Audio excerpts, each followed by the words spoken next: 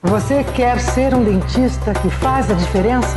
Veja nossa websérie Caminhos da Odontologia e conheça vários papéis importantes que o dentista pode ter no mundo.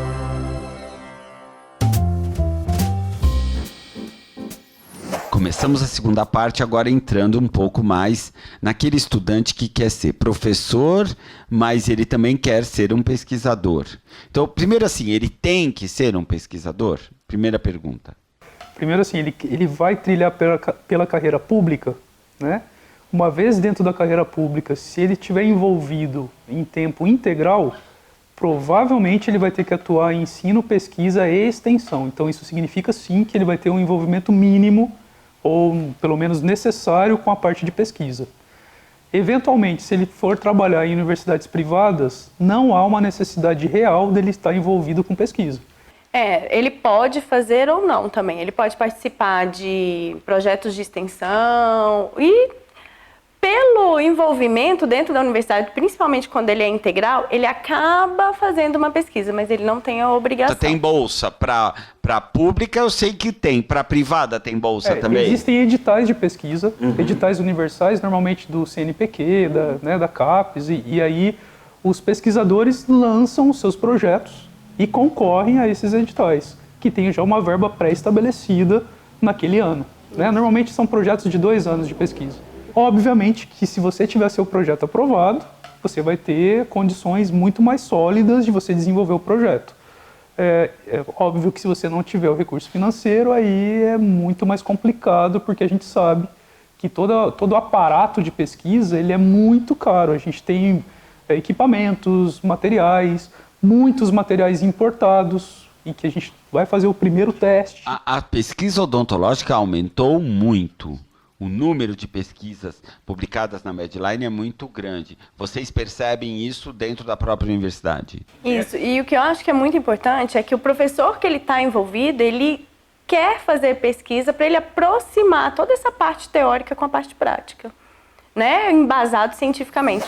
Não existe nenhum procedimento odontológico que eu faça hoje na clínica que eu fazia de quando eu me formei. É completamente diferente da odontologia que eu aprendi na faculdade e que, obviamente, foram as pesquisas que me levaram a isso. Mas, puxa, os professores estão o tempo todo sendo atualizados para mudar essas dinâmicas. E o mais legal, Fábio, eu acho que é o mais importante, é você também formar o estudante para ele ter autonomia, para ele fazer pesquisas nessas bases de dados seguras, confiáveis, para que ele possa se atualizar normalmente depois da sua formação.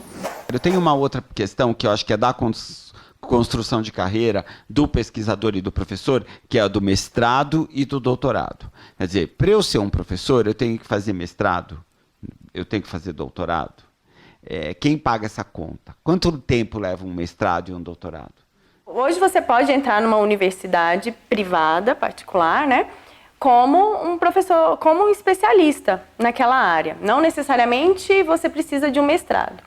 Agora, nas universidades federais, não. Você sempre vai ser submetido a um edital ou para mestre ou para doutor. E na área odontológica, normalmente doutor, né? Isso a não mesmo. ser que a vaga você não consiga preencher primeiramente com doutores, aí sim abre-se a possibilidade para mestres. Isso. Aí o MEC, de fato, ele avalia 3 quesitos. Né? Então, o corpo docente, onde aí sim a gente tem a proporção de mestres e doutores. Então, nesse quesito, é sim recomendável que a gente tenha uma formação. Você construa a sua carreira assim. Aí a gente tem a questão do projeto pedagógico do curso e a infraestrutura. Então, digamos que 33,3%. Essa capacidade do professor e a formação dele. Quanto tempo leva para fazer um mestrado e um doutorado? 2 anos, em média, né? Para o mestrado e 4 anos, em média, para o doutorado. Sendo que o mestrado, hoje, na odontologia, a gente tem 2 modalidades. A gente tem um mestrado acadêmico, que é aquele tradicional, onde se busca o conhecimento, aquela pesquisa mesmo clássica, e a gente tem os mestrados profissionais, que são mestrados que estão antenados com o mercado de trabalho, com uma lógica assim, o que o mercado precisa? Quais são os problemas atuais da odontologia? Que professor eu preciso ter? Ou então assim, qual produto eu posso desenvolver? né, eu tenho um problema real na clínica.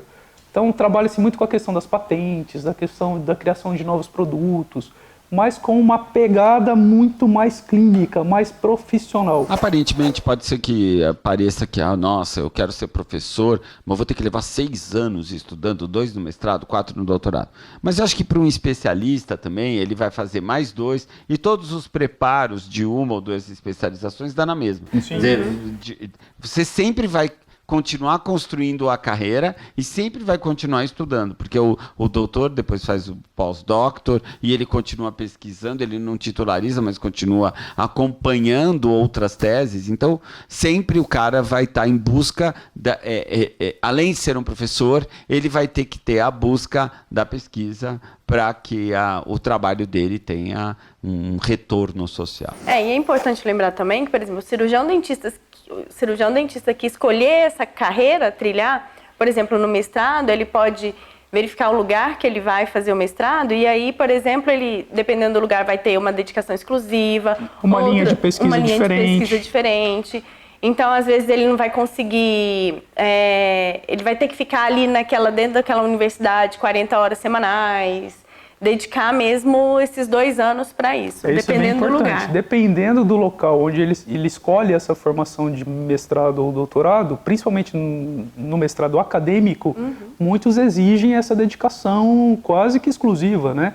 Então, assim, porque de fato 2 anos para você fazer um levantamento de uma pesquisa, principalmente clínica, é algo bastante árduo, né? Mas é intenso. Eu acho assim, quer seguir para fazer um mestrado, um doutorado, você é um inquieto, você está no caminho certo, porque, de fato, se você tem essas inquietudes, você vai ser um bom pesquisador, né? Então, meu querido, tu vai ter que estudar. Vamos para a terceira parte.